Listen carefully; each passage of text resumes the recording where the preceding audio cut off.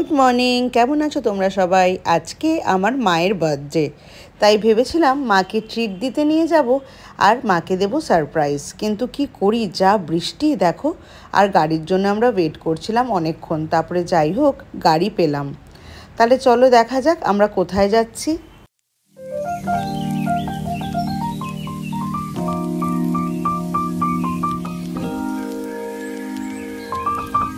আমরা পৌঁছে গেছি সাউথ সিটি মলে, কেননা সাউথ সিটি মলই আমাদের বাড়ির থেকে সবথেকে কাছে। আর মার যেহেতু শরীরটা বেশি ভালো নেই, সেহেতু মা বেশি জার্নি করতে পারবে না। আরেকটা কথা হলো, মা সাউথ সিটি মলে আসতে ভীষণ ভালোবাসে। এতক্ষণে নিশ্চয়ই বুঝেই গেছো যে আমরা কোথায় এসেছি মাকে ট্রিট দিতে। চলো তোমাদেরকেও ভেতরটা ঘুরিয়ে দেখাই।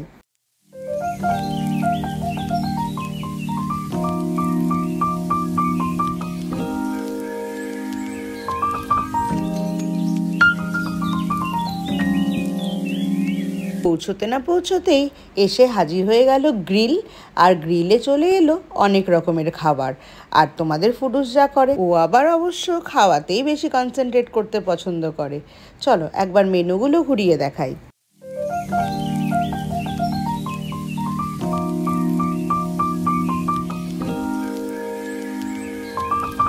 এই যে হাঁড়িতে মাটন দেখছো, এবার নাকি ওরা চম্পারন মাটন বানিয়েছিল। আগে কখনো আমি চম্পারন মাটন যদিও বা খাইনি, কিন্তু এইবার মাটনটা আমার খারাপ লাগেনি।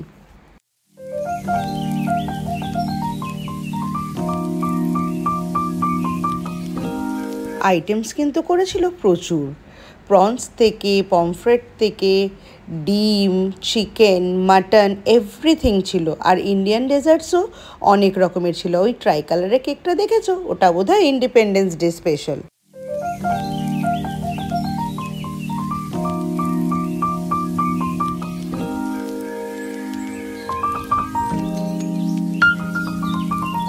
আর জানো তো, এবার পায়েসও ছিল।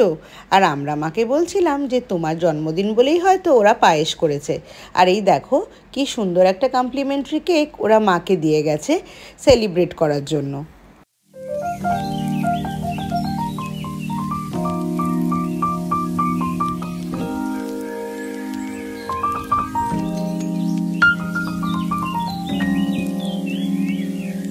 মা তো খুব খুশি।